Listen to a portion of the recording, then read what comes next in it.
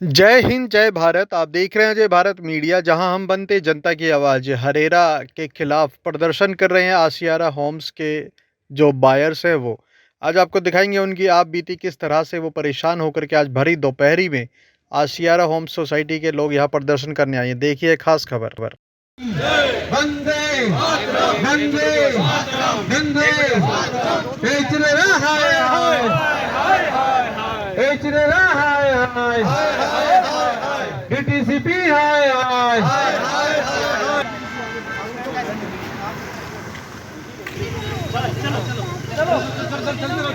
इंपेरिया Sierra हाय हाय इंपेरिया Sierra चोर है हमारा घर कब मिलेगा हमारा घर कब मिलेगा मेरा ऑफिस को बिल्डर ऑफिस बनाना बंद करो मेरा ऑफिस बनाना बंद करो हाय हाय हाय हाय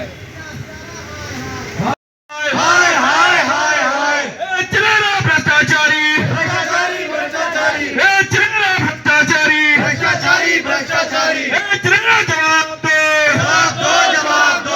चलेगा जवाब दो बिजली भगत नहीं चलेगी नहीं चलेगी नहीं चलेगी बिजली भगत नहीं चलेगी नहीं चलेगी आशियारा 37C ये अफोर्डेबल हाउसिंग पॉलिसी के तहत फ्लैट है।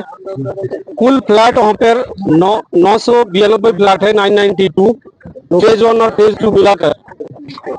आज स्थिति ये हो गया, जो रेरा को हम भरोसा करके 2018 में आंख बंद करके हमने बिल्डर का हाथ पे पैसा थमा दिया था, आज हमें लगता है हमने बहुत बड़ा भूल कर ली।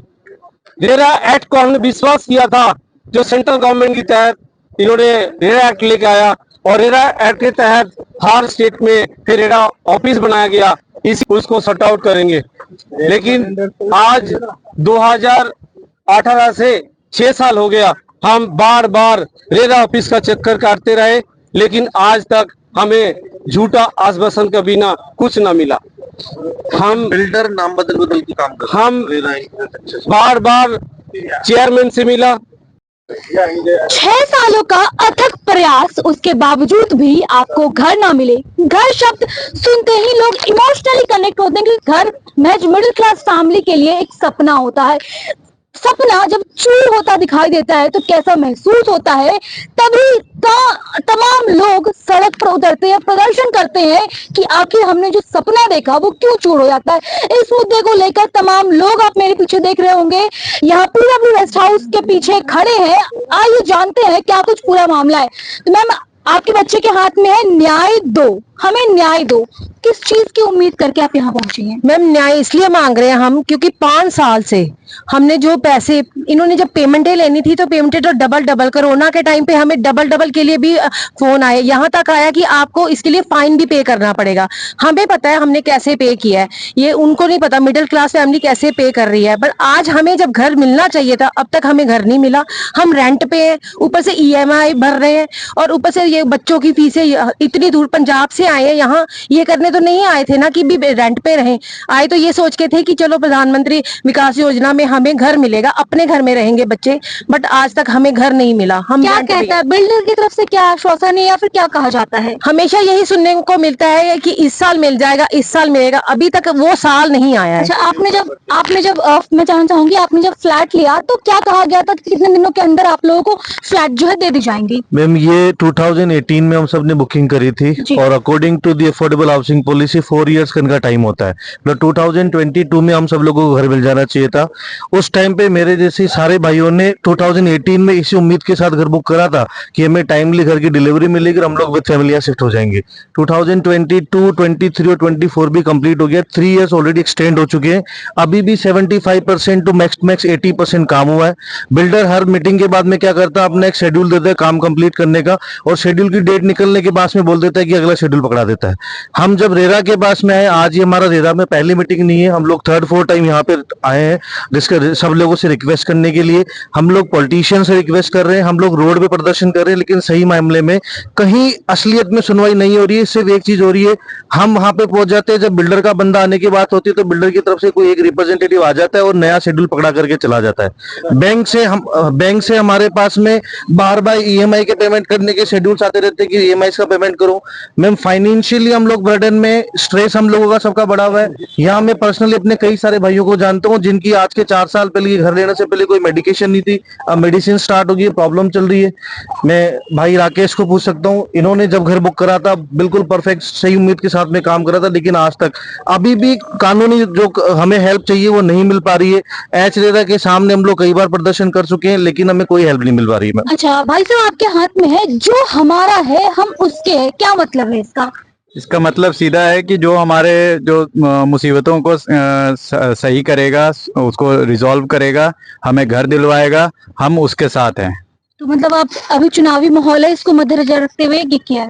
चुनावी माहौल है, इसको मद्देनजर रखते हुए हमारी मुश्किलों का जो निवारण करेगा, जो भी है हमारी पार्टी है यहाँ पर हरियाणा में, जो भी हमें इस मुश्किल समय में हमें जो इसका मुसीबतों का सामना जो है हमारे सामने इसको रिजॉल्व करेगा, हमारे जो सहयोग है उसी पार्टी को जाएगी। बिल्कुल। अच्छा, आप लोग कोर्ट भी जा चुके हैं, तो वहाँ कोर्ट की तरफ से क्या कुछ आश्वासन है? कई बार तो ऐसा लगता है कि एसटीपी ऑफिस और रेरा ऑफिस भी बिल्डर ऑफिस बन गया है।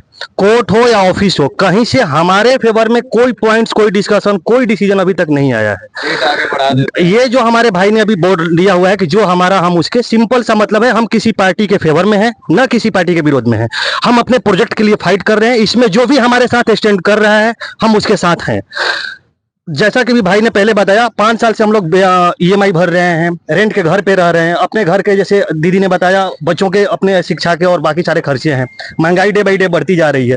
हमें अभी तक वो डेट नहीं मिल पाया है कि ये कब डिलीवर होगा, और न तो ऐसा कोई बिल्डर पे दबाव बनाया गया है कि वो हमें इसके बदले में पेनल्टी शुल्क जो कि बताया गया है एक डेडलाइन होने के बाद, न तो वो हमें दे पा रहा है। क्या पेनल्टी है, क्या डेडलाइन के बाद आपको बताया गया था? दिसंबर 2023 मैक्सिमम डेडलाइन था इसका, जिस समय प्रोजेक्ट हम लोगों को हैंडओवर मिल जाना चाहिए था।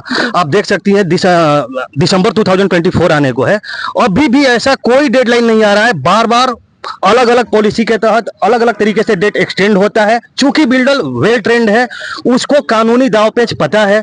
हम सब अलग अलग जगह से, अलग अलग तरह से, एक तरह से अभी मुसीबत में सब लोग संगठित हुए हैं यहाँ पे। नहीं तो हम लोगों को इन सब पचड़ों के बारे में इतना आइडिया नहीं है। हम सिंपल जानते हैं कि हमने कोई भी चीज बाय किया है, उसको टाइम पर पेमेंट किया है, वो हमें टाइम पे मिल जाएगा। बट बिल्डर इसमें अलग अलग चीजें बार बार, कभी जैसे अगर कोविड का 6 महीने का एक्सटेंशन हो गया, कभी अगर पोल्यूशन को लेकर बंद होता है उसके लिए, वो इस मामलों में बहुत वेल ट्रेंड है। उसके पास अपनी एक मेरे ख्याल से उसकी एक लॉयल टीम है जो उसे टाइम टाइम पे एडवाइज करती है। इसमें पीस रहे हैं हम लोग। तो सिंपल हम लोगों का अभी कहना यह है कि ऑलरेडी हम 1 साल से ज्यादा हमारा प्रोजेक्ट डिले हो चुका है। क्या रेरा या एसटीपी हमें इसमें एक कोई ऐसा डेडलाइन दे, बिल्डर को हमारे सामने टेबल पे बैठाकर इसके लिए बाध्य करे कि ये प्रोजेक्ट एक्चुअली कब तक डिलीवर हो जाएगा, ताकि हम लोग उसके अकॉर्डिंग अपने प्लान्स, अपने लोन्स वगैरह के लिए प्लान्स कर सकें। क्योंकि अभी तो हम लोगों को ये भी नहीं समझ में आ रहा है कि ये प्रोजेक्ट कब मिलेगा, हम क्या प्लान करें आगे के लिए। तो सिंपल हमारा रेरा और एसटीपी से यही रिक्वेस्ट है कि आप लोग इसको बिल्डर का ऑफिस न बनाए, और हम जो यहाँ 700 भाई हैं, लगभग 700 प्लस लोग हैं जिनका वहाँ पे अलॉटमेंट है, उनके मुसीबतों को समझें और according to builder buyer agreement हमें प्रोजेक्ट दिया जाए। अभी भी एटलीस्ट अगर अभी डिले होता है तो उस पे पेनल्टी दिया जाए जो कि सब बिल्डर को मिले, सारे अलॉटी को मिले। बिल्कुल सही बात है। आप रेरा और एसटीपी से क्या कुछ मांग रखते हैं, कितना जल्दी वो आपको घर दे? भी मेरे भाई ने कहा था, और जो उनका जो कहने का मतलब ये था कि भाई ना तो कोई आप एसटीपी ऑफिस और ना रेरा ऑफिस को बिल्डर ऑफिस में परिवर्तन ना करें। इसके पीछे रीजन ये है कि हमने काफी बार गुहार लगा चुकी है। रेरा ऑफिस में हमने बतेरे बार गए हैं, रेरा में केसेस भी चल रहे हैं, लेकिन उस केस का कोई रेजोल्यूशन नहीं हो रहा है। हर बार तारीख पे तारीख दिया जा रहा है। अब तो मुझे बस वो सनी देओल वाली वो एक डायलॉग याद आ रहा है, सिर्फ तारीख पे तारीख, तारीख पे तारीख। अनफॉर्चुनेटली हमारे यहाँ पे कोई सनी देओल है नहीं कि जाके सीधे जजेस के सामने जाके टेबल तोड़े। हम तो बस यही रिक्वेस्ट कर सकते हैं कि एज पर नॉर्म्स के हिसाब से, जैसे 2018 का प्रोजेक्ट है, जनवरी 2023 को हैंडओवर देना चाहिए था, ठीक है।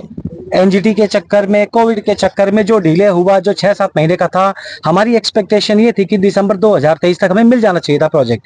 लेकिन आज की डेट में 70-75% का ही काम हुआ है और इसमें काफी ऐसे महत्वपूर्ण काम है जो अभी तक बिल्डर की नजर भी नहीं जा रही है।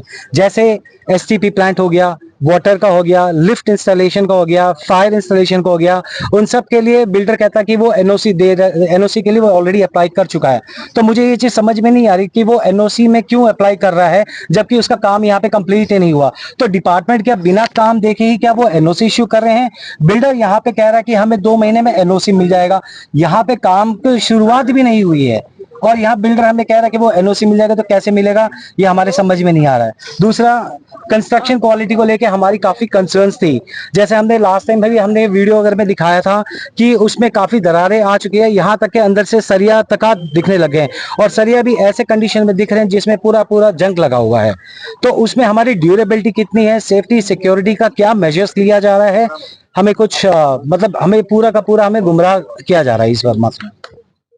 बिल्कुल, तो आपने सुना, लोगों का साफ तौर पे कहना है कि सिर्फ तारीख पे तारीख, उसके अलावा कुछ नहीं दिया जा रहा है। धरातल पे डीटीपीसी की तरफ से और रेरा की तरफ से सिर्फ और सिर्फ आश्वासन दिया जा रहा है, वादा खिलाफी किया जा रहा है। तमाम लोगों का, हम भारतीयों का सपना होता है एक घर, इमोशनल टच होता है कि हमारा घर होगा तो हम इसे ऐसे जाएंगे, वैसे जाएंगे, इस तरीके से रखेंगे। लेकिन ये लोग 6 साल से इंतजार कर रहे हैं कब वो सपना जो है वो इनका पूरा हो। बाकी तमाम तरह की अपडेट्स के लिए आप बने रहे हमारे साथ। धन्यवाद।